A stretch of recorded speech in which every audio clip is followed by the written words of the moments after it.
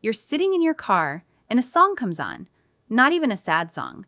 Maybe it's one your mom used to play when you were little, or one that reminds you of someone who isn't around anymore.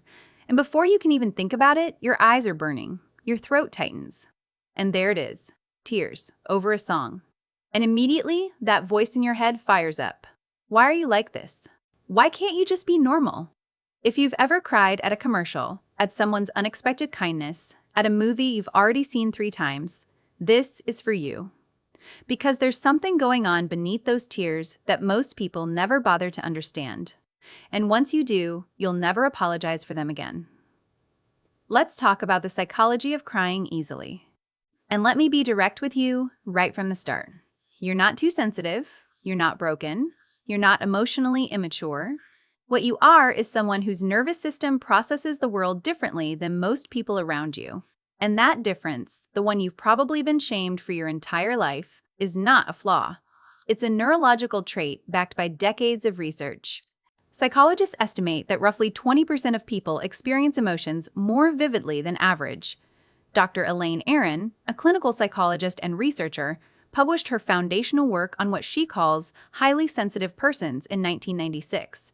Her research, published in Psychological Reports, showed that these individuals don't just feel more.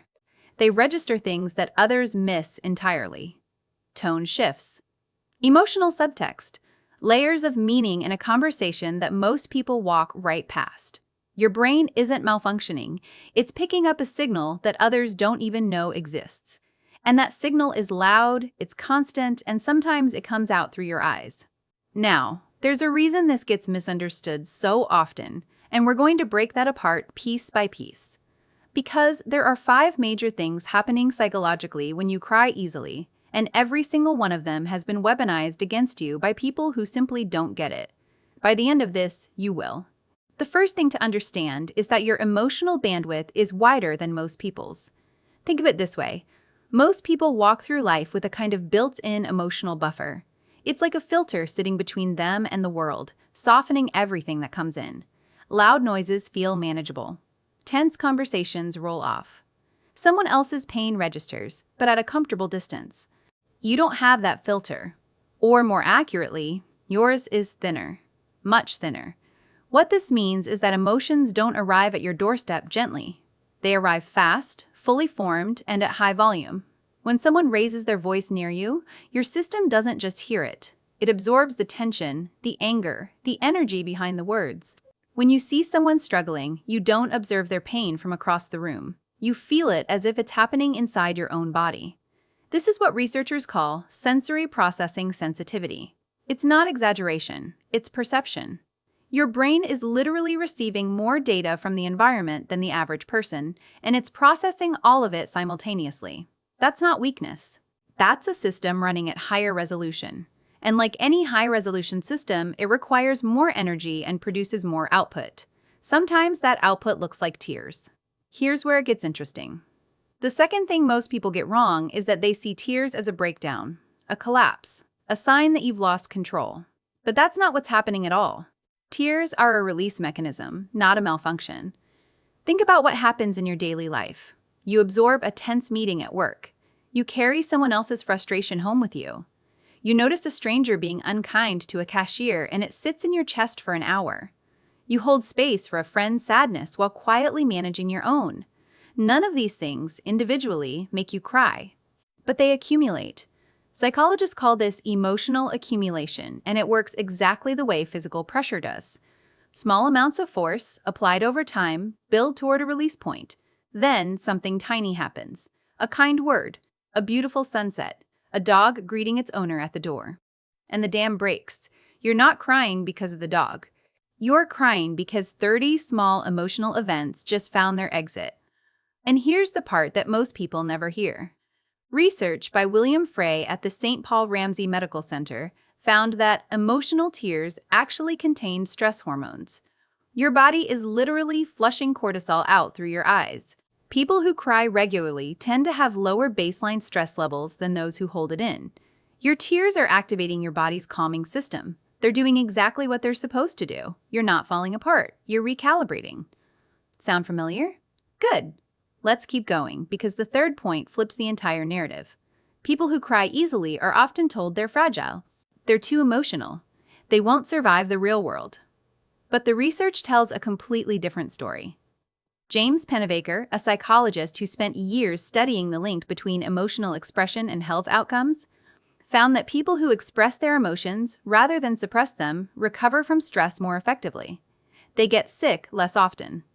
They process traumatic events more quickly. They build more authentic relationships. Let that land for a moment. The thing you've been told makes you weak is actually the thing that makes you resilient. Because here's what fragility actually looks like. Fragility looks like someone who hasn't cried in years and doesn't know why they're angry all the time. It looks like someone who shuts down at the first sign of vulnerability. It looks like someone who numbs instead of feels and mistakes that numbness for strength. That's not control, that's avoidance. You, on the other hand, are doing the harder thing. You're staying open, you're processing in real time. You're emotionally fluent in a world that treats emotions like inconveniences. And there's a secondary benefit to this that no one talks about. When you're openly emotional, you find out very quickly who's safe and who isn't. The people who mock your tears, they just told you everything you need to know about them. The people who sit with you in it, who don't flinch, who don't try to fix you, those are your people. Your sensitivity isn't just a processing style. It's a social filter. And it's one of the most efficient ones that exists. Now, let's talk about the fourth point, and this one might sting a little, but stay with me. When someone tells you that you're too much, that you're too sensitive, that you need to toughen up, there's a very good chance they're not actually talking about you. They're talking about themselves.